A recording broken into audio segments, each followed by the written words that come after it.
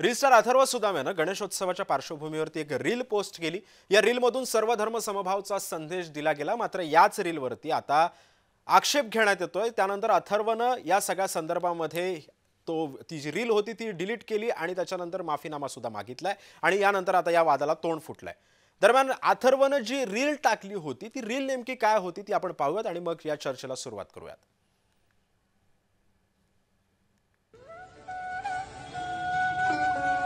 दादा, ही मूर्ती कशी दिली? भक्तिभावाने दिली। नाही म्हणजे केवढ्याला आहे? 2100 रुपये। ठीक आहे, मग ही बुक करा। हो करतो लगेच। अब्बू, अम्मी ने आपके लिए खाना भेजा है। हाँ पुढं पण मूर्तीचं दुकान आहे, तुम्ही तिथनं पण घेऊ शकता मूर्ती। म्हणजे असं काय याला काय प्रॉब्लेम आहे? म्हणजे इथनं मूर्ती घेतली तर चालेल ना तुम्हाला? हो का? नाही पण गणपती रंगवताना तुझ्या मनात चांगलेच भाव होते ना? हो कायमच असतात। माझे आब्बू सुद्धा हेच काम करायचे।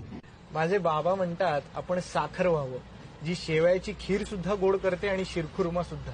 आपण वीट व्हावं, जी मंदिर सुद्धा उभारते आणि मस्जिद सुद्धा। आपण फूल व्हावं, जे हारात सुद्धा वापरलं जातं आणि चादरीत सुद्धा। द्या ही मूर्ती। गणपती बाप्पा मोरया।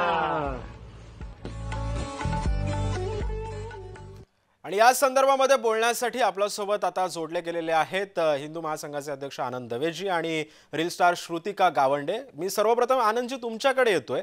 आपण आता ही रील बघितली, नेमका आक्षेप कुठल्या गोष्टीवरती या रील मध्ये? सर्वप्रथम आक्षेप सुरुवातीपासून असा आहे आमचा की सुदामे हा एक कॉमेडियन असं आपण म्हणू, त्यांनी त्याचं क्षेत्रात काम करावं, त्याच्या अनुषंगाने काय बोलता येईल ते बोलावं। नको त्या गोष्टी ज्याचा अभ्यास नाहीये, ज्याची गरज नाही अशा गोष्टीत आपण पडू नये। समाज प्रबोधन असणं हा त्याचा काही विषय नाही। पहिलं दुसरं मला सांगावं, कुठला मुस्लिम दुकानदार हिंदूंना असं सुद्धा सांगतो स्वतःहून, बरं का, त्यांनी काही न विचारता की माझ्या दुकानात जर तुम्हाला माल घ्यायचा नसेल तर तुम्ही दुसऱ्या दुकानातनं माल घ्या, मला चालेल, असं एकही दुकानदार दाखवा, एकही हारवाला दाखवा, एकही पानवाला दाखवा, एकही अत्तरवाला दाखवा जे मंदिराच्या बाहेर थांबतात। म्हणजे उदातीकरण सुद्धा एकीकडे उदातीकरण चाललंय, एकीकडे आम्हाला दाखवायला शिकवतात। गरज नाहीये ना, मग ते रीलचीच गरज नव्हती असं आमचं म्हणणं। ज्यांना ज्यांच्याकडनं घ्यायचं त्यांच्याकडनं तो माल घेईल ना। आपण सगळ्याच गोष्टीत लक्ष दिलं पाहिजे अशी काही आवश्यकता नाहीये। या पहिल्या टप्प्यात मी एवढं सांगतो, जशी जशी उत्तर येतील तसं आपण चर्चेत भाग घेऊ। पण आनंदजी, जर आपण या सगळ्याकडे जर बघितलं तर ज्या आपण भारत देशामध्ये राहतो त्याचं जे काही आपलं ब्रीदवाक्य आहे किंवा आपण ज्या चालीरीतींवरती चालतो ते म्हणजे सर्व धर्म समभाव, जी कन्सेप्ट घेऊन आपण पुढे चालतोय, वाटचाल करतोय, अखेर तेच दाखवण्याचा प्रयत्न अथर्वनं ते रीलमधून केला। मात्र मग याच्यावरती सुद्धा आक्षेप घेतला जातोय। मग जर आपल्याला जर पुढे न्यायचं असेल आपल्या देशाला, जर आपल्या देशाचं कौतुक सगळीकडे सांगतात की सर्व धर्म समभावाची लोक या देशामध्ये राहतात आणि आपण अखेर तिथेच आपण हा वाद निर्माण करून आणतोय, असं नाही वाटत तुम्हाला? गल्लत कुठे करतो माहिती का? सर्व धर्म समभाव असणं याचा अर्थ असा की सर्व समाजांना धर्मांना स्वतःची एक वेगळी स्पेस पण देणं आवश्यक नाही ना। तुम्ही आमच्या गणपतीच्या मूर्ती बसवा, आम्ही तुमच्या मशिदीत येऊ, तुम्ही त्र्यंबकेश्वरला आम्ही हिरवी चादर घालू, हे नको ते उद्योग कशाला सांगितलं? तुम्ही तुमचा धर्म सांभाळा, आम्ही आमचा धर्म सांभाळू, दोघे व्यवस्थित राहू, गुण्यागोविंदाने राहू।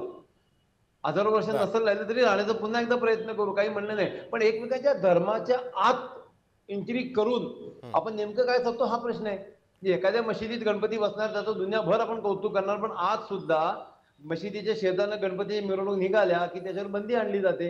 हे आपण बघतो ना, मिरवणुकी मशिदीच्या बाहेर गणपती मिरवणुका काढता येत नाही। तुम्ही आता मुद्दा जो आनंदजी तुम्ही आता उपस्थित केलाय, मुंबईमध्ये सुद्धा मशिदीच्या बाहेर जेव्हा लालबागचा राजा येतो तेव्हा त्याची आरती मुस्लिम बांधवच करतात की, तेव्हा कुठे मिरवणुकीवरती बंदी घातली जाते किंवा आमच्या मशिदीच्या शेजारून बाप्पाला नेऊ नका असं कुठे सांगितलं जातं?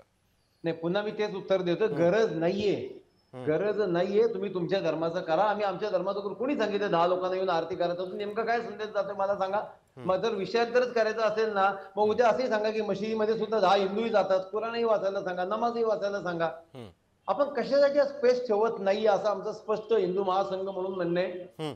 धर्मांना स्पेस दिली गेली पाहिजे, जसं तुम्ही आता सांगितलं मग तसंच आहे। मग त्र्यंबकेश्वरला हिरवी चादर घालण्याचा जो आग्रह करण्यात आला तो पण मान्य करायला पाहिजे। मग उद्या गणपतीच्या समोर नमाज सुद्धा वाचायला हरकत नाही, कोरोनाचंही पठण करायला हरकत नाही। सर्व धर्म समभाव असं होत नाही, असं करू पण नका। आणि जर तुम्ही सांगत असाल किती मुस्लिम येतात, किती लोक आरती करतात, नमाजला जेवढे शुक्रवारी लोक येतात ते सगळी लोक आरतीला येतात का? पहलगामच्या वेळेस पुन्हा एकदा थोडं विषयांतर करून सांगतो.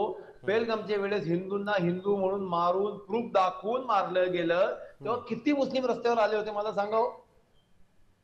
त्यांची संख्या किती आपल्याला माहिती आहे.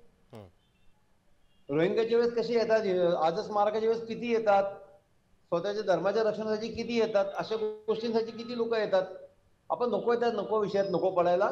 माझं म्हणणं आहे अथर्व हा चांगला मुलगा आहे, तो कॉमेडी करतोय, त्याचा तो व्यवसाय झालाय, त्यांनी त्याचं काम करावं, आमचं काही म्हणणं नाही. नको त्या गोष्टीत इतिहास माहीत नसताना गरज नाही नाही आणि नाही. बरं, या संदर्भामध्ये बोलण्यासाठी रील स्टार आपल्याकडे श्रुतिका सुद्धा आपल्यासोबत जोडली गेलेली आहे. श्रुतिका, जर अथर्वची रील जर तू आता बघितली असशील तर त्या रील मधल्या ज्या काही गोष्टी होत्या, जसं आनंदजींनी आता काही त्या गोष्टींवरती प्रकाश टाकला आणि इतिहास माहीत नसताना कोणत्याही विषयाला हात घालू नये असं आनंदजी म्हणतायत. एक रील स्टार म्हणून तुझं काय म्हणणं आहे? बरोबर आहे. मला त्यांचा अतिशय आदर आहे आणि मला फक्त त्यांना एक प्रश्न विचारायचा आहे. मला एक सांगा की धार्मिक ऐक्यावर रील बनवू नये असं तुमचं म्हणणं आहे का? एवढ्या प्रश्नाचं उत्तर जर दिलं तर मी पुढे बोलू शकेल. आनंदजी बोला. श्रुतिका म्हणते की धार्मिक ऐक्यावरती रील बनवणं तुम्हाला पटतं? आक्षेप आहे आणि आहे. धार्मिक ऐक्यावर कोणी बोलायचं असं तर त्या धर्माची लोक बोलतील, समाजाची कामं बोलतील, कदाचित राजकारणी लोक बोलतील, ज्यांना हे धार्मिक एकत्रीकरण करायचंय. तुमचं ते रोल नाही. दुसरं लक्षात घ्या, 7व्या शतकातल्या इस्लामी आक्रमणानंतर आज आपण 1400 वर्षानंतर सुद्धा आपल्याला हिंदू मुस्लिम ऐक्य दाखवण्याची गरज पडते. हिंदू मुस्लिमांनी ऐक्य यावं हे सांगण्याची गरज पडते. याचा अर्थच आपण आजही एकत्र आलेलो नाही हे अप्रत्यक्षरित्या मान्य केल्यासारखं होतं. आज चुकीचा दुसरा संदेश जात नाही का? हिंदूंनी शिखांनी एकत्र यावं असं बोललं जातं का? हिंदूंनी जैनांनी एकत्र यावं, हिंदूंनी पारशींनी एकत्र यावं, एकत्र येत नाहीये आनंदजी, एकत्रित येत नाहीये असं तुम्ही म्हणताय, पण मग एकत्रित येण्यापासून सुरुवात आपणच केली पाहिजे की मग? दुसरा अर्थ असा निघतो की हिंदू आणि मुस्लिम एकत्र नाहीयेत. मग तेच एकत्र नाहीयेत तर मग सुरुवात केली तर काय वाईट काय याच्यामध्ये? ना, म्हणजे 1400 वर्षानंतर आता सुरुवात होते. 1942 ला सुरुवात होत होती, 1920 ला सुरुवात होत होती, 1916 ला सुरुवात होत होती, 1857 ला सुरुवात होत होती, 1842 ला सुरुवात होत होती, 1820 ला सुरुवात होत होती, 1807 ला सुरुवात होत होती, 1758 ला सुरुवात होत होती. आताही तुम्ही सुरुवातच करताय. म्हणजे होत नाहीये ना. हिंदूंना त्याची गरज आहे ना मुस्लिमांची गरज आहे. आपापल्या धर्माच्या स्पेस शिल्लक ठेवा, आपापल्या धर्माच्या जागा शिल्लक ठेवा, एक विषय आदर ठेवा, विषय संपतो. श्रुतिका बोल. दव्यांनी त्यांचं म्हणणं मांडलं, तुझं म्हणणं मांड. मला हे म्हणायचं आहे, अथर्व दादा ठीक आहे, त्यांनी ऐक्यावर रील बनवली, त्यावर तुम्ही लगेच आवाज उचलला, पण अशी कितीतरी इन्फ्लुएन्सर आहे जे धर्माधर्मामध्ये तेढ निर्माण करत आहे आणि त्याच्यावर कंटेंट बनवत आहे. त्यावर सर तुम्ही कधीच आवाज उचलला नाही की तुम्ही धर्माधर्मात तेढ निर्माण करू नका. आणि आमच्या ते लक्षात आणून द्या, आम्ही त्याच्याविषयी सुद्धा आवाज उठवू. मीडियानी तर आमच्या लक्षात आणून द्यावं, आम्ही त्याच्यावरही आवाज उठवू. तर राहिला दुसरा विषय की तुमचं म्हणणं आहे की तुमचं ते काम नाहीये, तुम्ही ते करू नका. एका रील स्टारला स्वतःच मत व्यक्त करण्यासाठी जर सोशल मीडिया हे एक मार्ग असेल आणि त्याच्यातून त्यांनी त्याचं मत व्यक्त करू नये का? जसं कंगना रनौत जेव्हा राजकारणावर बोलते ते तेव्हा तुम्हाला चालतं ना.